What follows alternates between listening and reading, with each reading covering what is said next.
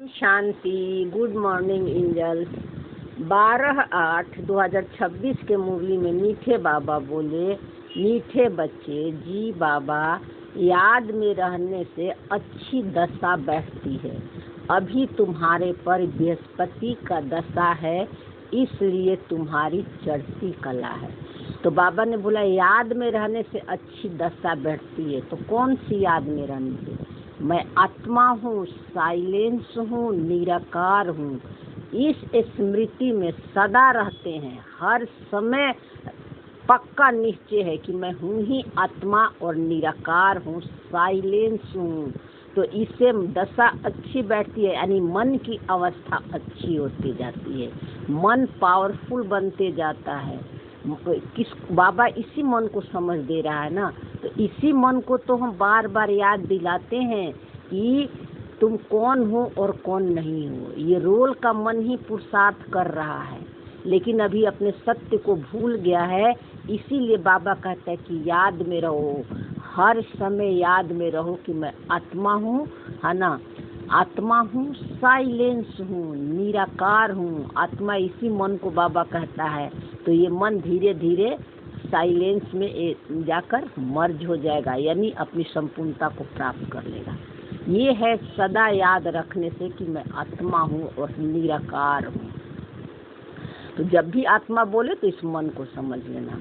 तो अभी तुम्हारे पर बृहस्पति की दशा है, मतलब अभी हमको समझ मिल गई है कि मैं कौन हूँ और कौन नहीं। मैं आत्मा हूँ, साइलेंस हूँ, निराकार हूँ, निरसंकल्प हूँ।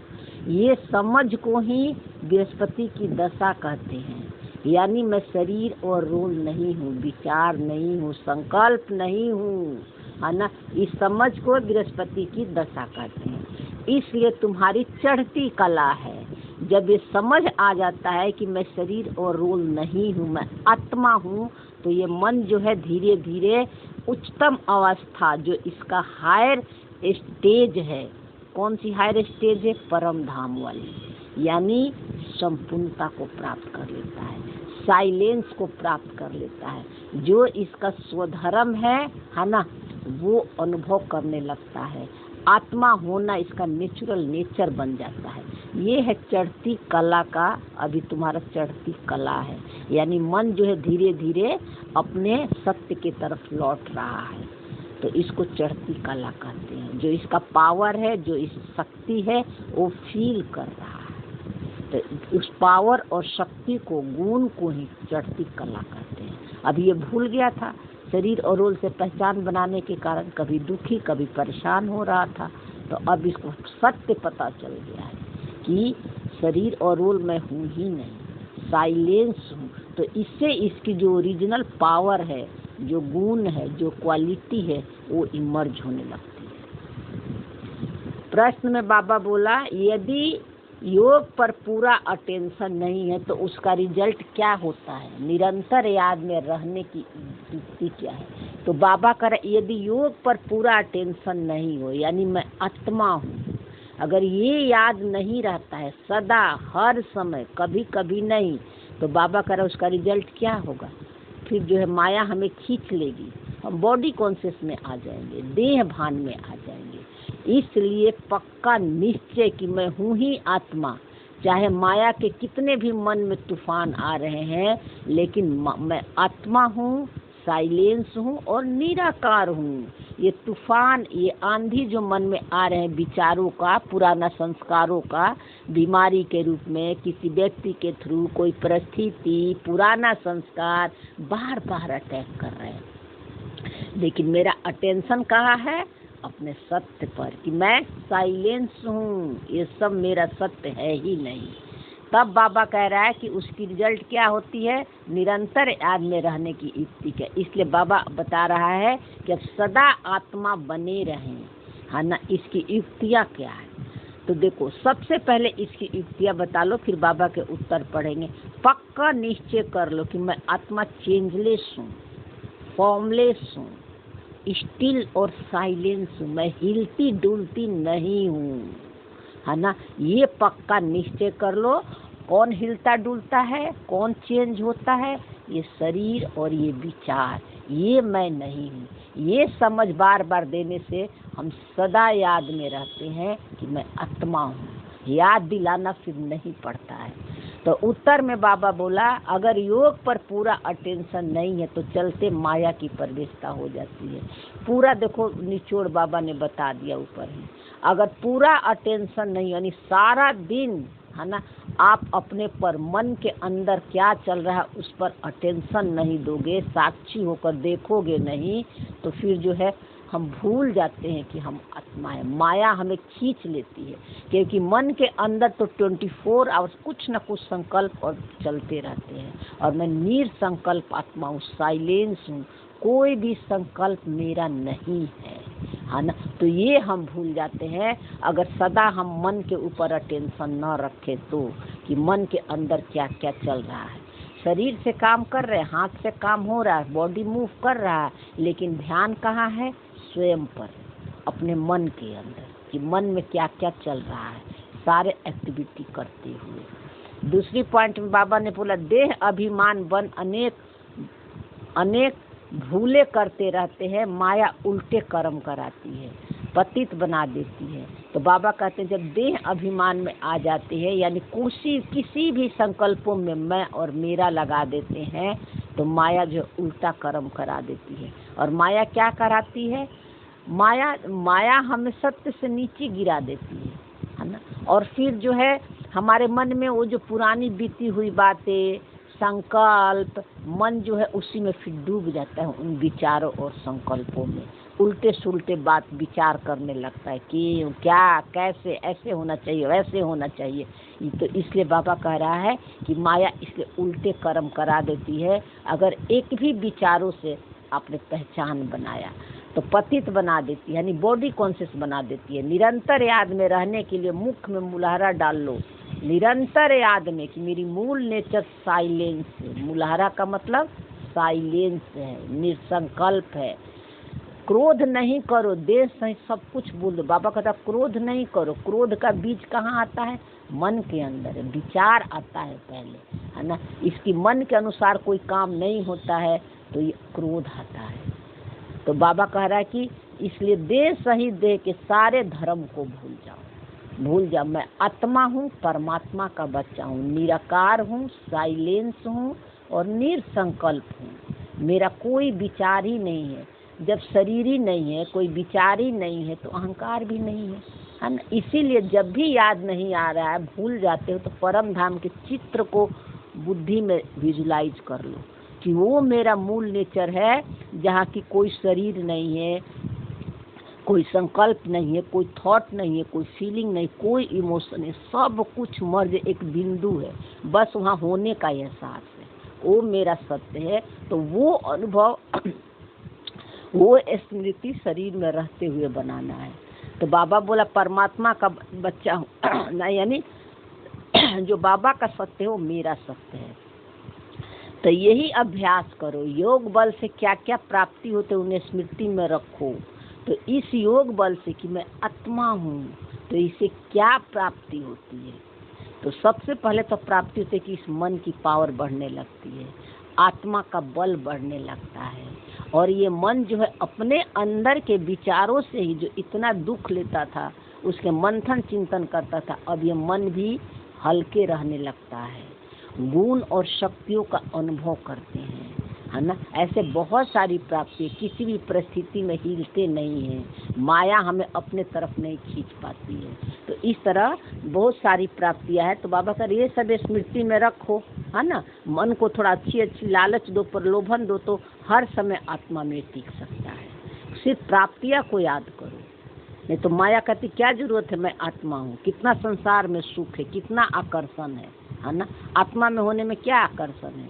आत्मा तो खाली है, साइलेंस है, नहीं इसकी सुननी है मन की। इसके लिए तरह तरह के प्रलोभन देगी, है ना। रॉयल माया के रूप में आपको हटाएगी। मैं आत्मा हूँ इस याद से, लेकिन स्मृति पक्का रखना है।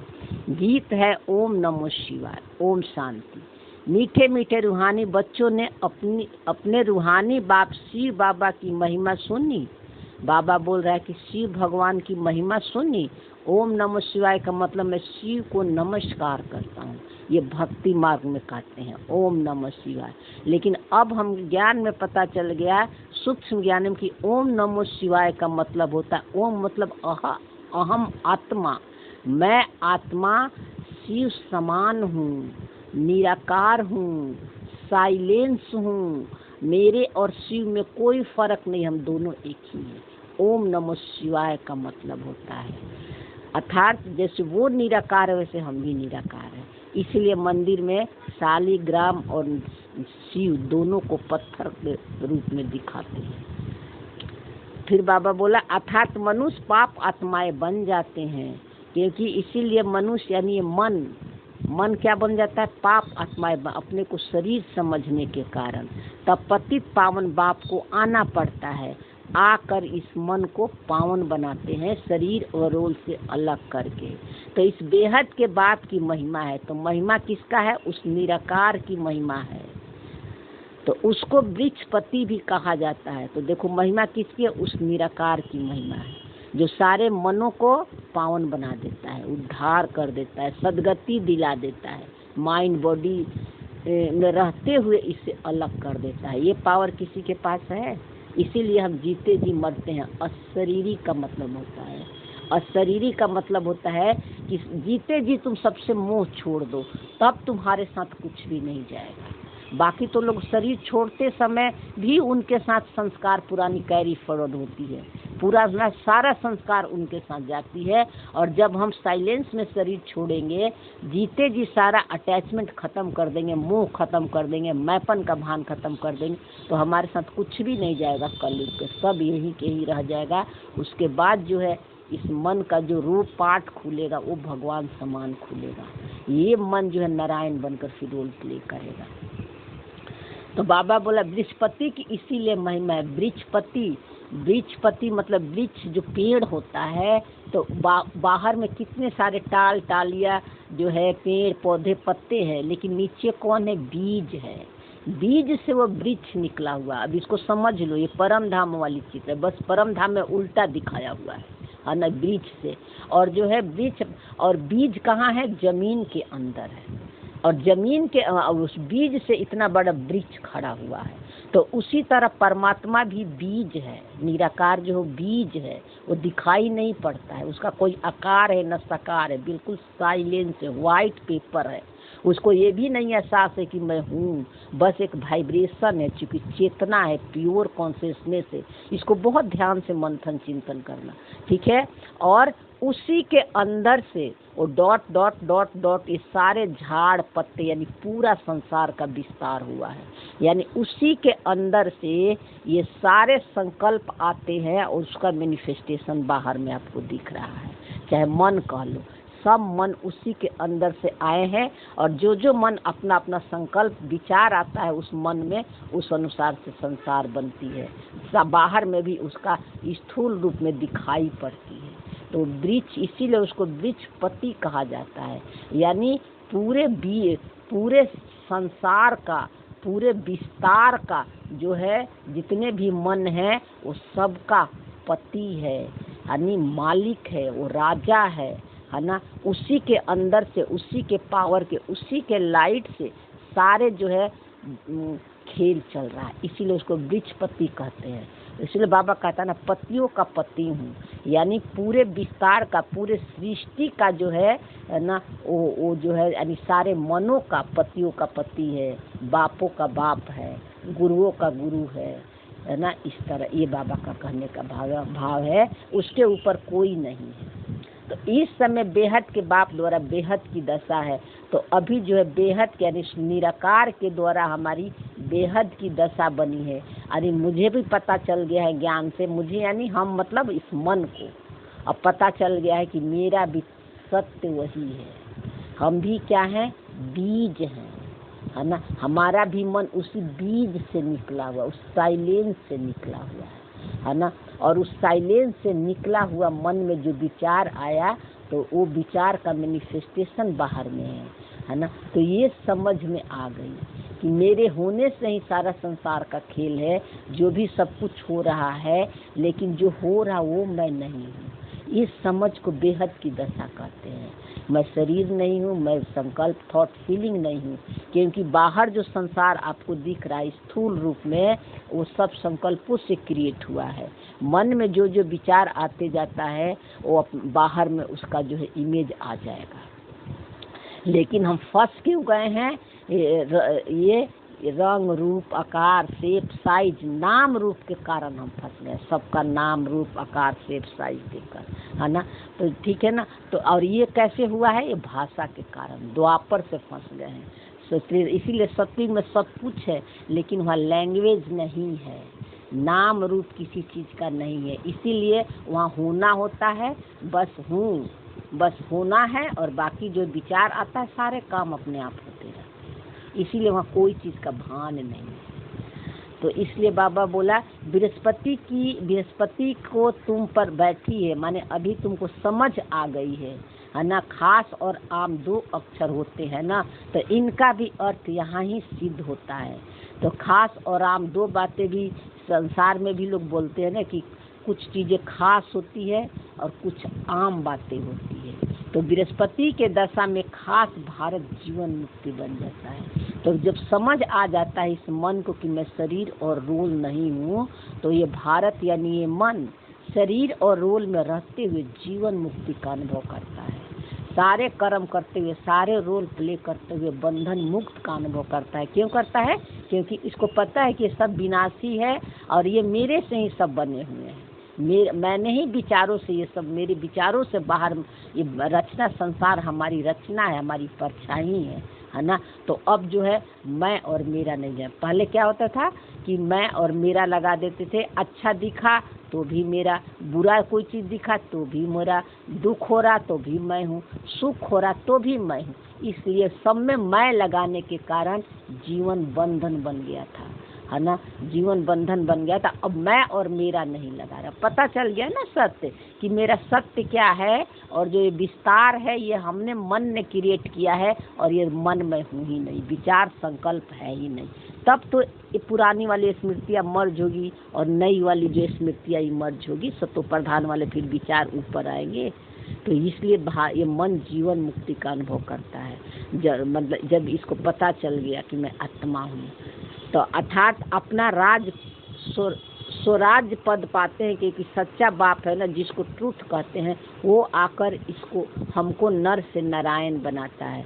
तो स्वराज्य अधिकारी ये मन बन जाता है। बाबा सत्य है और सत्य एक ही होता है, वो निराकार है जो कभी चेंज नहीं होता है ना। तो इसीलिए उसको ट्रुथ कहा जाता है। गॉड इज वन, एक ही सत्य होता है, दो नहीं होता है।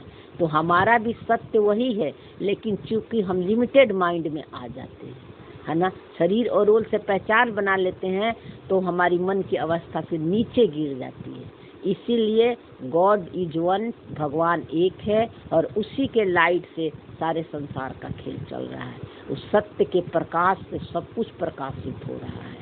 तो वह आकर हमको वो नर से नारायण, तो फिर वो आता है। तो चूंकि ये मन उसी का बच्चा है ना, तो इसी मन को अपने जैसा बना देता है, नारायण बना देता है, भगवान समान बना देता है। और अब कहता है कि तुम जाके अब रोल प्ले करो, अब खेल की तरफ खेलो, जहाँ कोई भी चिंता नहीं है, दुख नहीं है, भय नहीं है ना। अब जो है बाबा इसी चिंता भय दुख से जो ये मन परेशान है, इसको मुक्त करने के लिए समझ देता है। तो 2500 बरस तक लेकिन सुख वाली दुनिया चलेगी, फिर तो उसको द्वापर में बॉडी कॉन्शियस वाला रोल प्ले ही करना पड़ेगा, तो है ना।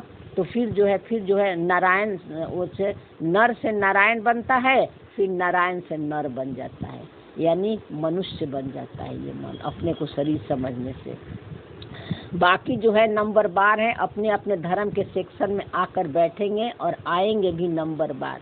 तो आपको परम धाम में आपने चित्र देखा है ना, परम धाम में तो जो शुरू में बहुत कम डॉट डॉट दिखाया हुआ, वो सब सत्य त्रेता वाली सब सोल है, जो भगवान के एकदम गोद में बैठी हुई है ना, भगवान समान बन गई है। तो वहाँ वहीं पर दो नहीं एक ही है, वो निराकार की लाइट से सब कुछ चल रहा है। क्योंकि वहाँ कुछ भी पहचान ही नहीं है, न शरीर का, न रोल का, न कर्म का।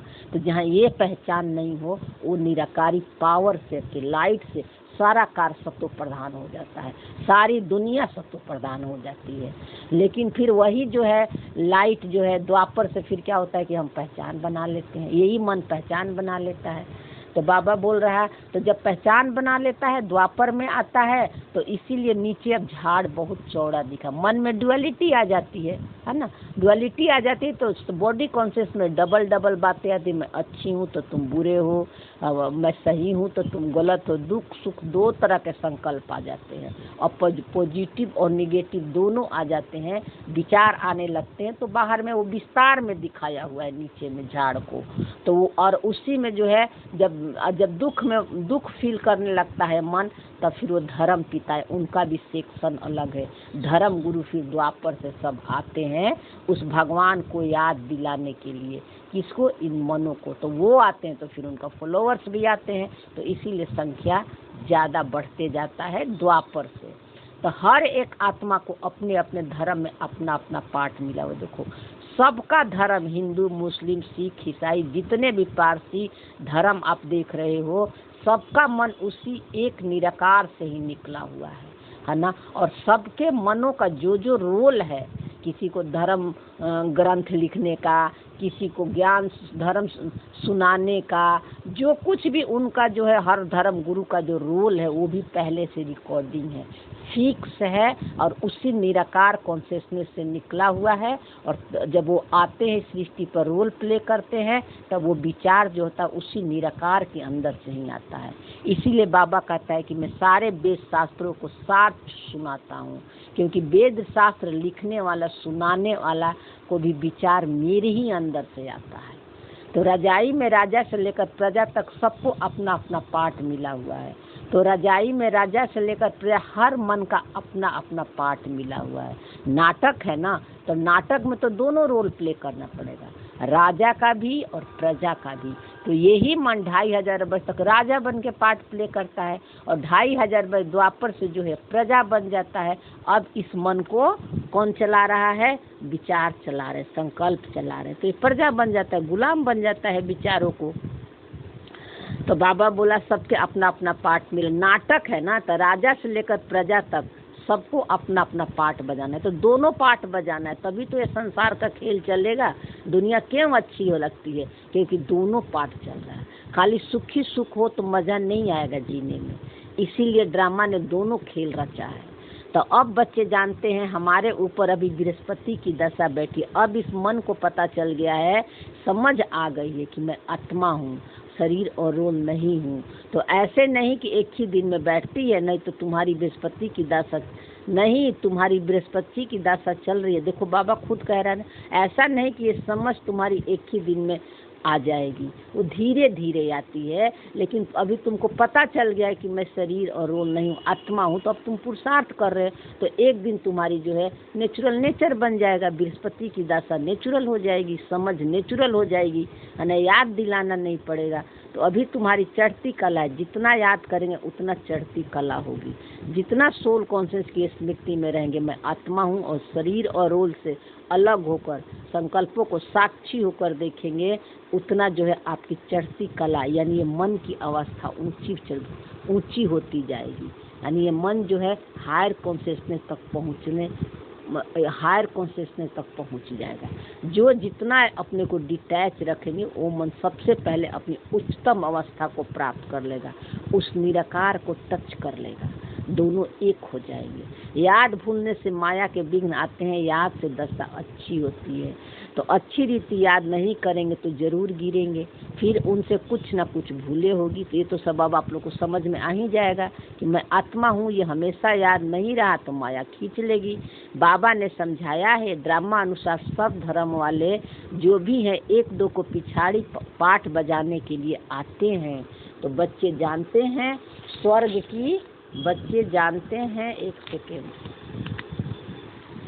तो बाबा बोला कि बच्चों को पता होगा कि मन को पता चल गया है, क्या पता चल गया है कि अभी हमारे ऊपर बृहस्पति की दशा है, मतलब मैं आत्मा हूँ।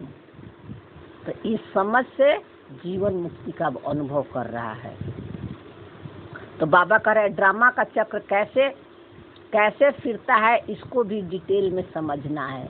तो बाबा करे ड्रामा का चक्र कैसे फिरता है इसकी भी समझ अच्छी होनी चाहिए। ये सृष्टि ड्रामा का चक्र खास भारत पर बना हुआ है, बाप भी भारत में ही आते हैं। बाबा करे सृष्टि चक्र का जो खास भारत पर बना हुआ है, इसीलिए मतलब इस देश का भी नाम, स्थूल भूमि का भी नाम भारत रखा हुआ है, क्योंकि जिस मन में परमात्मा का ज्ञान इमर्ज होता है वो शरीर भारत का रहने वाला है। तो वो मन जो है वो ब्रह्मा कॉन्शियसनेस, उनका मन जो है बाबा का जो है अपना भारत देश है, जिसको बाबा कहता है कि बाप भी भारत में आते हैं। उसी मन में उनका ज्ञान इमर्ज है, रिकॉर्डिंग है ना। और किसी भी मन को बाबा यूज नहीं कर सकता, बस एक ही मन में फिक्स है। इसीलिए बाबा कहता है कि मैं भारत में आता हूँ, क्योंकि बाबा का रथ भी भारत के रहने वाला है इस सकारी दुनिया में। तो गाया हुआ है आचार वन सुनंती कथंती भगंती, चलते चलते माया की प्रवेशता होने के कारण गिर जाते हैं। तो बाबा कहते सुनते हैं, कहते भी हैं बहुत अच्छा लगा, और फिर चले भी जाते हैं। तो उनमें माया की प्रवेशता आ जाती है। जब ज्ञान अच्छी तरह से समझ में नहीं आता है तो वो ज्ञान छोड़कर चले जाते हैं, वो खुद भारी हो जाते हैं ज्ञान से, क्योंकि ये सब नई बातें हैं, है ना। और इस ज्ञान में स्वयं को बदलना होता है। जो स्वयं को चेंज करेगा वही को ये ज्ञान जो है टच होगी, वही इस ज्ञान में टिके रहेंगे। और जो अपने घर को, परिवार को, शरीर के बीमारी ठीक करने के लिए बाबा के ज्ञान से जुड़ा हुआ है तो गलत जगह जुड़ा हुआ है। ये सब काम बाबा नहीं करता है। तो इसलिए बाबा बोला कि पूरा अटेंशन नहीं देते हैं तो योग पर फिर बाप को आकर संजीवन बूटी देता है, यानी हर समय याद में नहीं रहते कि मैं आत्मा हूँ। इसीलिए बाबा ने क्या दिया, संजीवनी बूटी दिया है। संजीवनी बूटी क्या दिया है, मनमना भाव का मंत्र। मनमना भाव और मध्य जीव भाव, मन में जो कुछ विचार संकल्प आ रहे हैं वो मुझे दे दो, यानी उसमें मैं और मेरा मत लगा। ये बाबा हमें संजीवनी बूटी दी है, तो तुम मध्य जीव में चले जाओगे, यानी विष्णु समान बन जाओगे। रोल चाहे अच्छे हो या बुरे हो, निगेटिव आ रहे पॉजिटिव आ रहे, दुख के या सुख के, तुम बेफिक्र निश्चिंत हो जाओगे, आनंद में रहोगे। तो ये है मध्य जीव का मतलब, विष्णु समान बन जाएगा ये मन। तो बाबा बोला बुट्टी दे, था सुरजीत करने वाली बुट्टी देते हैं। सुरजीत यानी जगा देते हैं बाबा। और कैसे जगाते हैं, सृष्टि चक्र का नॉलेज देकर, समझ देकर, है ना। और बाबा जो है ये हमें दिखाता है कि तुम, इसीलिए हम कहते हैं कि अभी हम सूक्ष्म ज्ञान में हमारा पुरुषार्थ जो है परम धाम से शुरू है, यानी जो मेरा मूल नेचर साइलेंस है वहाँ से अब हम पुरुषार्थ कर रहे हैं। पहले नीचे से ऊपर जाते थे, अब हम ऊपर के सीट पर ऑलरेडी राजा बन गए हैं, मालिक बन गए हैं विश्व का। और जो भी विचार संकल्प थॉट आ रहे हैं उससे अपने को अलग कर रहे हैं, क्योंकि हमने ही क्रिएट किया, तब सब समेट रहे हैं, बिंदु बनकर और विस्तार को सब समेट रहे हैं। तो बाबा कह रहा है हनुमान भी तुम ही हो, बाप ने समझाया है। तो हनुमान को क्या शक्ति के रूप में दिखाया जाता है। तो हनुमान का मतलब क्या दिखाया है, जब संजीवनी बूटी ले आते हैं हनुमान को जिलाने के लिए, उड़ते हुए दिखाया है, यानी हर समय राम की याद में रहते थे, उनके दिल में भगवान बसता था, यानी सोल कॉन्शियस में वो रहते थे। तो वो भगवान वाली शक्ति गुणों का अनुभव करते थे। इसीलिए बाबा कहते हैं कि वो कोई बाहर नहीं हो, तुम ही हो, और तुम्हारे अंदर ही सारे, मन में ही सारी ये शक्ति है, पावर है। तो इस समय रावण को भगाने के लिए ये बूटी सुंघा देते हैं। इसीलिए बाबा बोला रावण को भगाने के लिए बूटी बाबा क्या सुंघाता है, मैं मत लगाओ, बस मैं और मेरा मत लगाओ किसी भी विचार में। शरीर को मैं मत बोलो, विचारों को मेरा मत बोलो। तो बाप तुमको सब सत्य बातें बताते हैं। सत्य है ही एक, वो जो बाप आकर तुमको सत्यनारायण की कथा सुनाए, सत्य की स्थापना। तो बताए ना बाबा की सत्य एक ही होता है, गॉड इज वन, निराकार एक ही है ना। उसी को हम बाबा कह लो, अपना आप अपने को वहाँ आप भी रख सकते हो, है ना। दो नहीं है, एक ही है। परमात्मा कह लो, आत्मा कह लो, कुछ भी कह सकते हो, लेकिन वो एक ही है, दो नहीं है, ये ध्यान रखना, है ना। और उसी एक के अंदर से सब विचार आ रहे हैं और सारा खेल चल रहा है। तो यही तो पुरुषार्थ करना है कि जैसे निराकार साइलेंस होकर देख रहा है देख रहा है, उसमें किसी से पहचान नहीं बना रहा, तो हमें भी तो वही करना है। तो एक दिन ये मन निराकार बन जाएगा, है ना, नेचुरल नेचर इसका हो जाएगा, आत्मा होकर जीने का। तब वो सातों गुण जो है इसका फ्लो होगा कर्म में भी। तो इनको कहा जाता है ट्रूथ, सत्य बताने वाला। तुमको कहते तुम शास्त्रों को मानते हो, बोलो हाँ हम शास्त्रों को क्यों नहीं मानते हैं, जानते हो ये सब भक्ति मार्ग का शास्त्र है। तो लोग कहते हैं ना कि तुम तो शास्त्रों को मानते हैं, तो बाबा कहते हैं तुम बोलो कि हाँ मैं शास्त्रों को भी जानता हूँ, आइए मैं सारे शास्त्रों का निचोड़ सुनाता हूँ। ज्ञान और भक्ति दो चीज़ है, भक्ति का ही फल हमें ज्ञान मिलता है, फिर भक्ति की हमें दरकार नहीं रखती। भक्ति माना उतरती कला, ज्ञान मतलब चढ़ती कला। आज बाबा ने बहुत अच्छी अच्छी बातें कही है कि भक्ति का क्या दरकार है, इसीलिए हमारी भक्ति छूट जाती है। तो यहाँ पर एक चीज़ ध्यान रखना कि हमें कुछ भी छोड़ना नहीं पड़ता है, भक्ति भी ऑटोमेटिक छूट गई, व्रत भी करना ऑटोमेटिक छूट गई, कोई मन में विचार नहीं चलते हैं, ठीक है।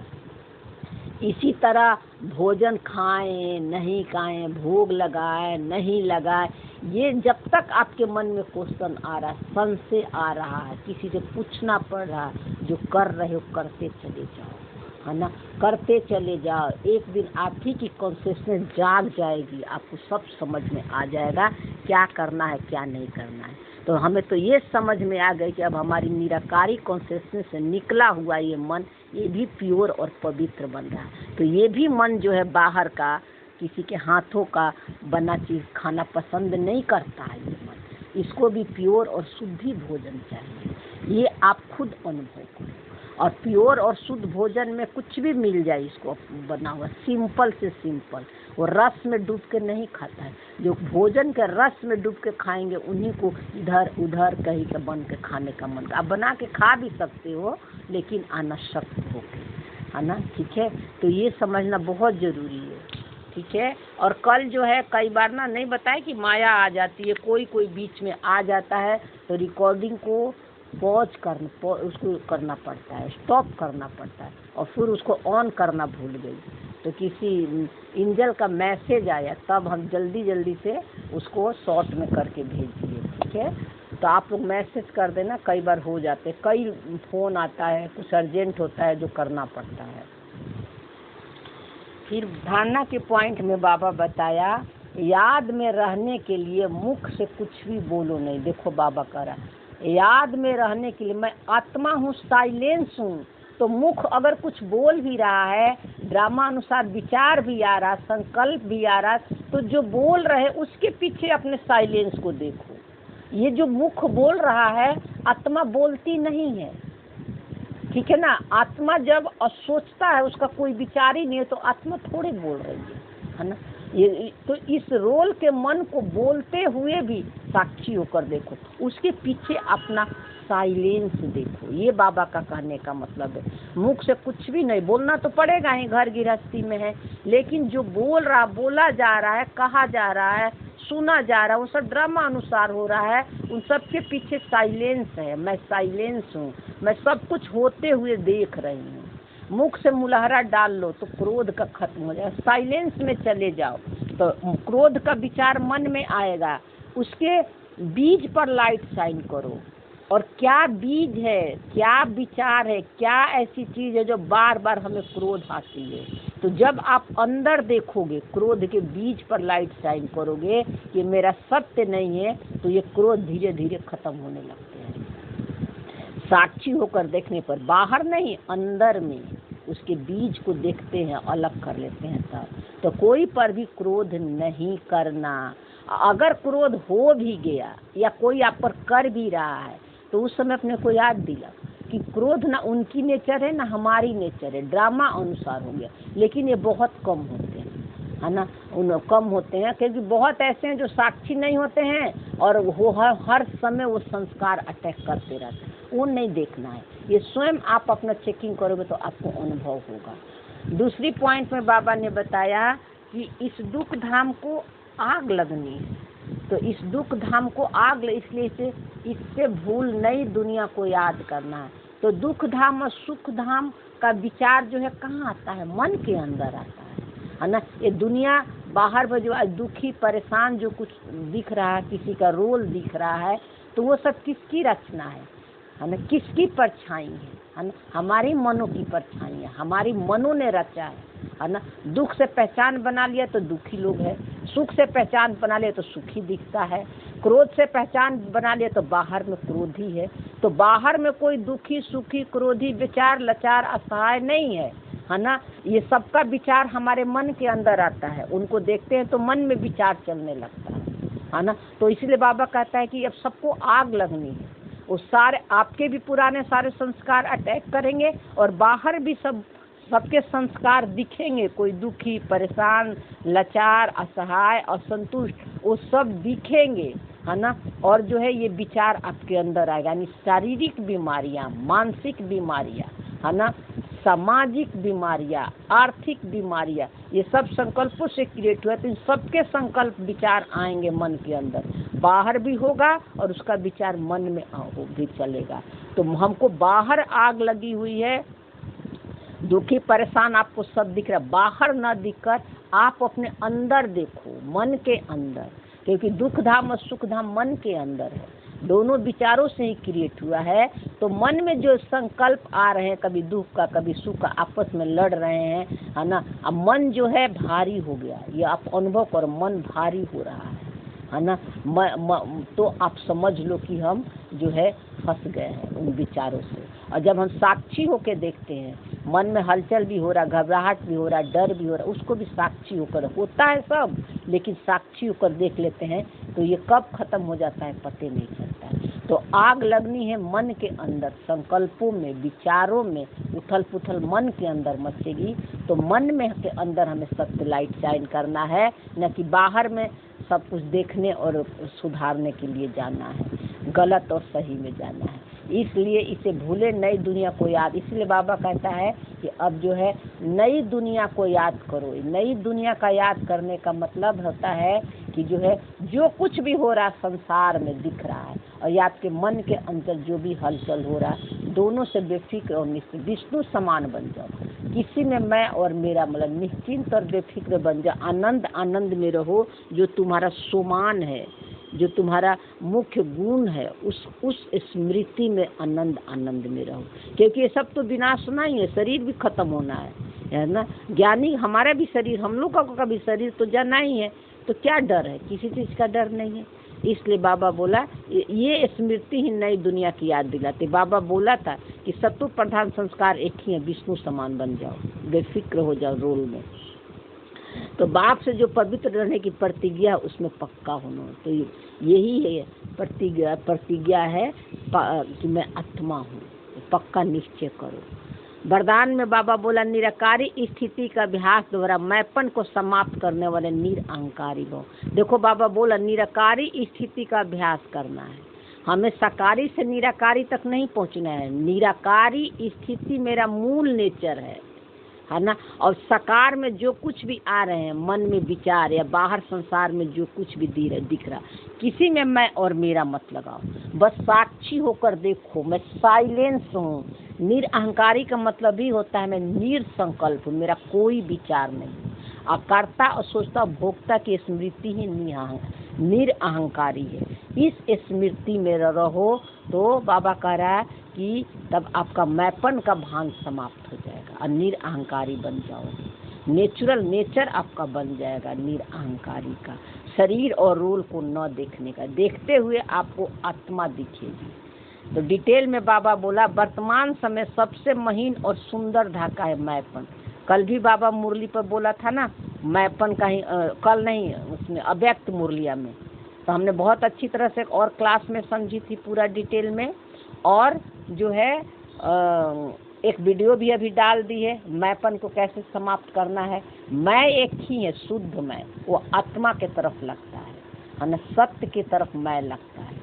तो मैं लगता है, लेकिन यही मैं फिर देह भान में भी लाता है। तो जब भी मैं शब्द आए तो ध्यान रखो कि आत्मा याद है या शरीर को मैं बोल रही हूँ। शरीर जो विचार आ रहा उसको देखकर मैं ये कर रही हूँ, मैं वो कर रही हूँ, ये मेरा है कर रहे हैं, तो यही अटेंशन दो।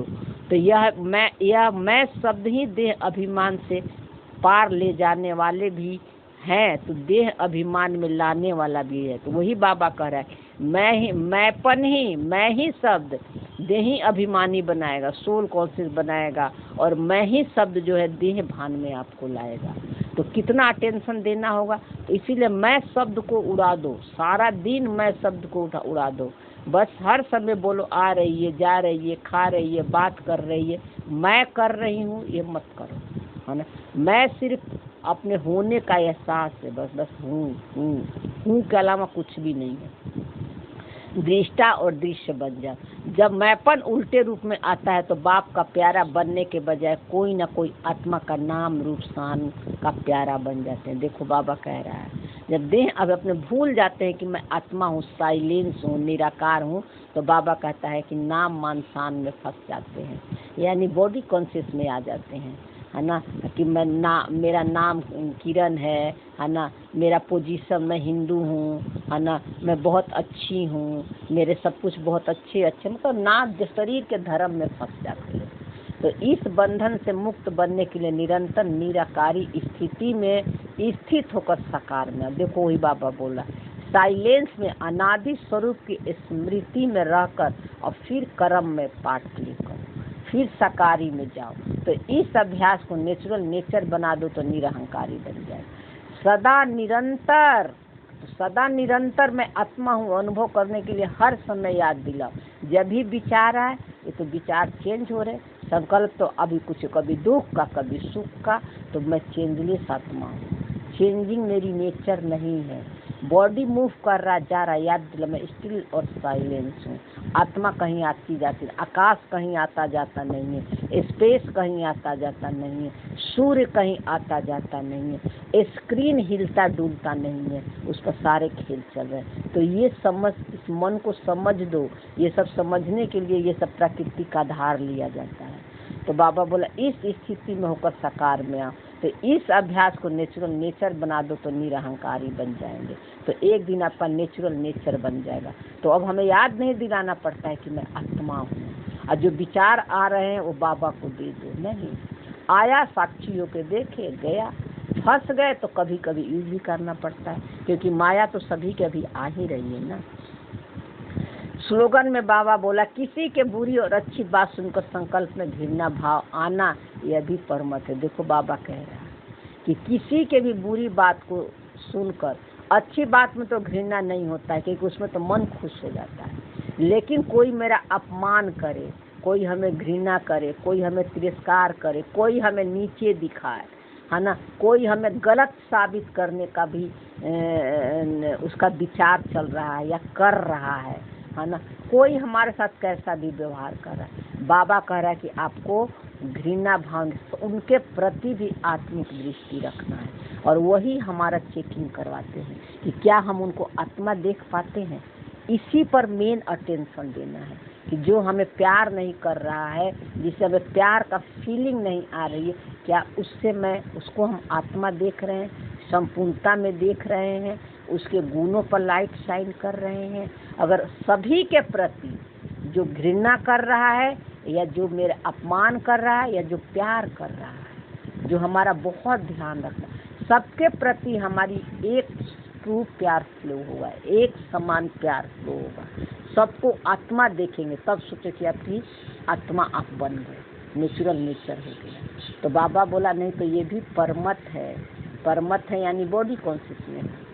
अव्यक्त इशारे में बाबा बोला कि अपवित्रता के बीज को समाप्त कर संपूर्ण स्वच्छ पवित्र बनो। तो अपवित्रता का बीज क्या है? मैं शरीर। सबसे पहले शरीर भी सत्युग में भी है, लेकिन सबसे बड़ा बीज है अपवित्रता का ये मन। और मन का सबसे बड़ा बंधन जो है, ये सबसे बड़ा बंधन मन का बंधन है। जो मन में विचार आ रहे हैं उसको मैं समझ लिया है, ये मन, इसीलिए मन इतना बंधन में फंसा हुआ है, इसीलिए मन का सबसे बड़ा बंधन है। तो बाबा बोला संकल्प और स्वप्न में भी जब अपवित्रता का अंश मात्र न हो तब कहेंगे सच्चे ब्राह्मण। तो संकल्प जो है, स्वप्न में भी विचार चलते हैं, है ना, और स्वप्न में भी लगता है कि मैं यहाँ जा रही हूँ, वहाँ जा, तो स्वप्न नहीं आते हैं, वो ना कहीं बराबर आते हैं, पहले आते थे। तो वो तो पता था कि हमें स्वप्न है, ये झूठ है, है ना।